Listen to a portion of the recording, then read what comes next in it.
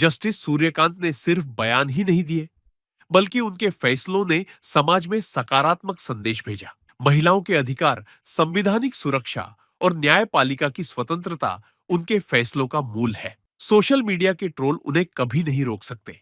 दोस्तों, यह केवल जस्टिस सूर्यकांत की कहानी नहीं है, यह पूरे न्यायपालिका की स्थिति को दिखाती है। उनके साहसिक फैसले, निष्पक्षता और सामाजिक जागरूकता न्यायपालिका का सम्मान बनाए रखते हैं। अगर हम न्यायपालिका का सम्मान नहीं करेंगे, तो भविष्य में ईमानदार जज भी डर के कारण सही फैसले नहीं दे पाएंगे।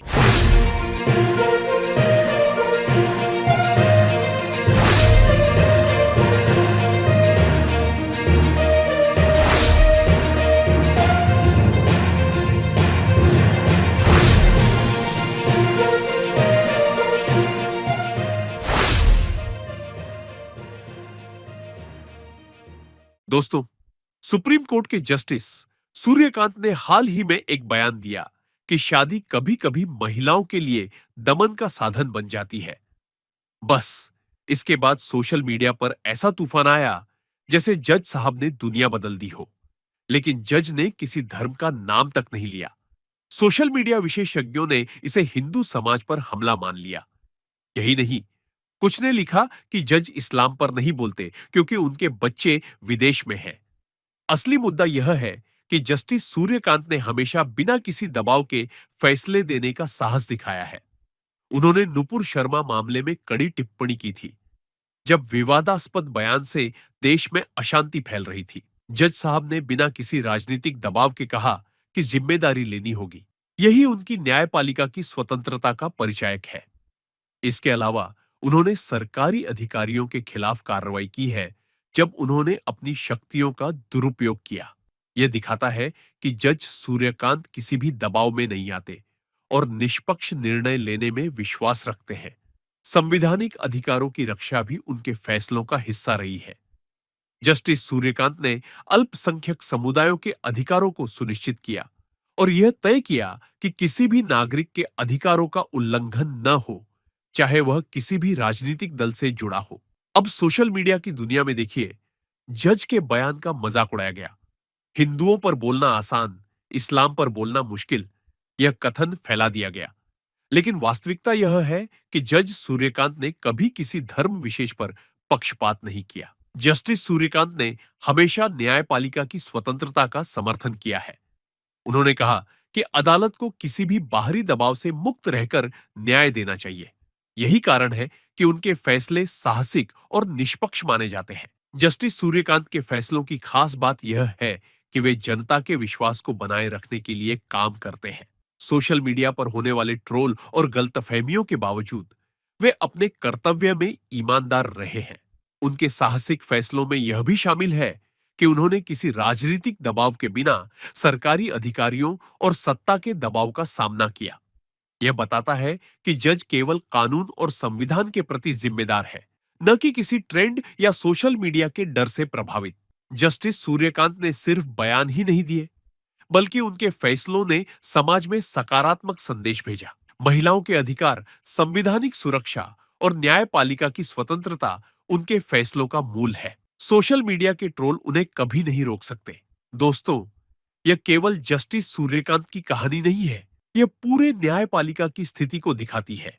उनके साहसिक फैसले, निष्पक्षता और सामाजिक जागरूकता न्यायपालिका का सम्मान बनाए रखते हैं। अगर हम न्यायपालिका का सम्मान नहीं करेंगे, तो भविष्य में ईमानदार जज भी डर के कारण सही फैसले नहीं दे पाएंगे। From 2007 to 2011, and you will find that most of the schemes formulated by NALSA are notified in 2010.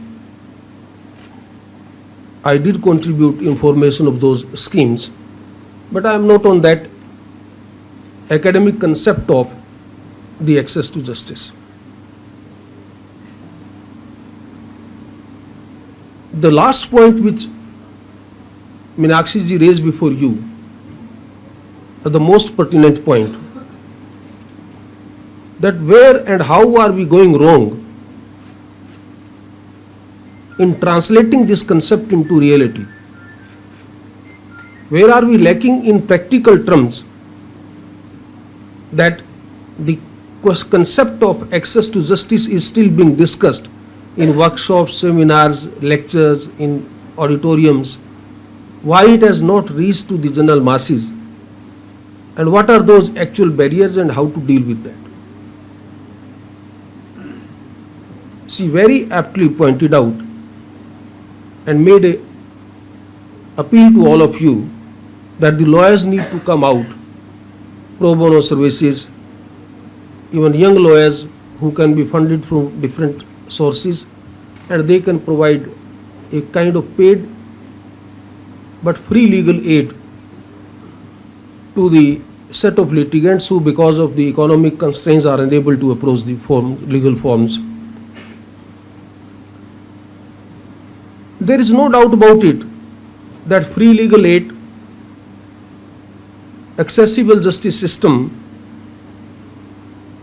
and equality in terms of no difference between poor or rich, workman or industrialist, employer or employee, all these are fundamental to the concept of access to justice. But then my personal viewpoint is that we are lacking in commitment. And unless you are committed to a cause, regardless of the best of the infrastructure which is made available, regardless of all other requirements are taken care, funds provided, you may not be able to achieve the desired result. On illustrative basis, I will just give you one example. I have been also the executive chairman of the State Legal Service Authority, and it was not that Legal Service Authority alone as an exception. I am talking all India basis, pan India. There are more than adequate funds being provided by the central government to legal service authorities for the purpose of engaging good quality advocates, pay them a reasonable amount of fee, where only NALSA has prescribed the minimum one, and ensure that the trust and faith of the litigant, who is not in a position to afford legal services of the private lawyer, that is restored and built up, and they are also attracted to engage the legal services, legal aid, the advocate of their choice through the platform of legal services. And practically and factually what's happening is that many legal service authorities are unable to utilize the fund, and there is an annual return. The amount is returned to the state governments or the central government or the other agencies from where it comes, all government agencies only.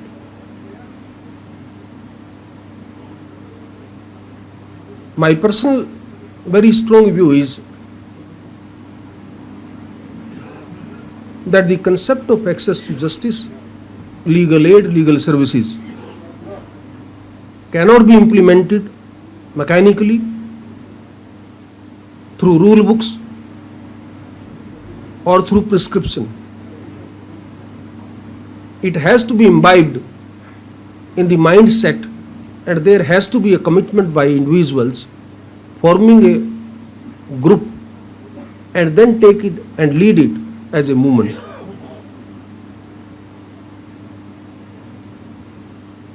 Access to justice actually is a very innovative idea. Where, how, in what circumstances, and what type of access to justice you need has to be invented and seen and implemented, translated then and there. There are situations where, as an advocate, as a counsel for the party, or as a judge, if you start perceiving yourself to be bound down by the rule book, and if you continue to involve yourself in the adjudicatory process,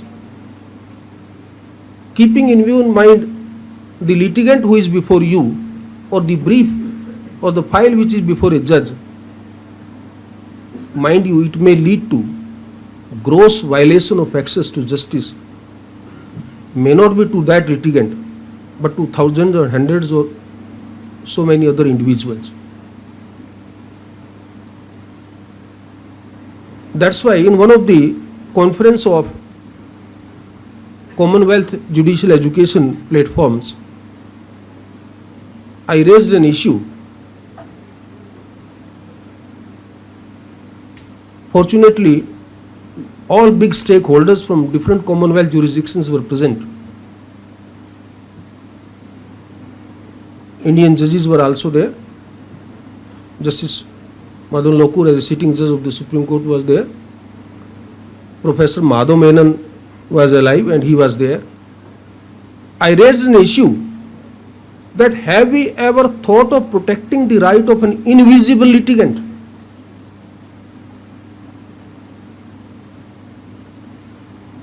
The people started asking me, please don't sidetrack the issue. There is no concept of invisible litigant. I said, because you have not applied your mind.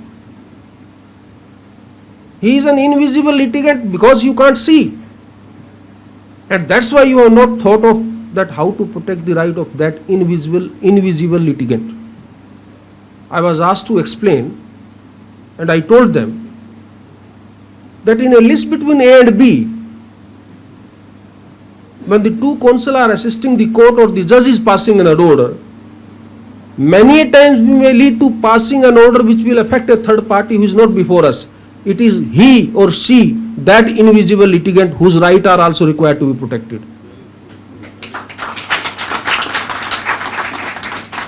Professor Madhav Menon stood up and he said, there is a very strong point which the judge is raising and we must take this discussion to a logical conclusion.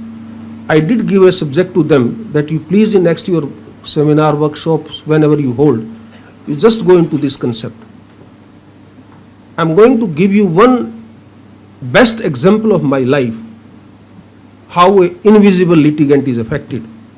And if you have innovative mind, and if you have a commitment to the cause of justice, how you can do it. I'm telling you one story. I'm not here to give any academic lecture, excuse me. I'm not here to say anything, but I must share with you my practical ideas and my practical experiences. और आप हमसे जुड़े रहने के लिए subscribe करें YouTube पर, follow करें Twitter पर और लाइक करें Facebook पर। और ज्यादा जानकारी के लिए आपको टाइप करना होगा सिर्फ न्यूज़ नशा।